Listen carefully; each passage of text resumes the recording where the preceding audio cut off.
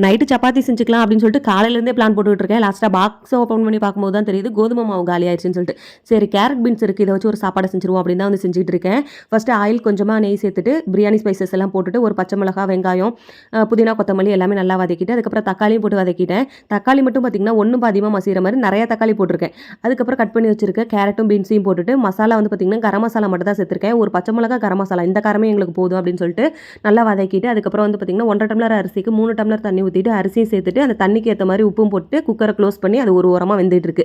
ஒரு 3 விசில் வந்தால் போதும்.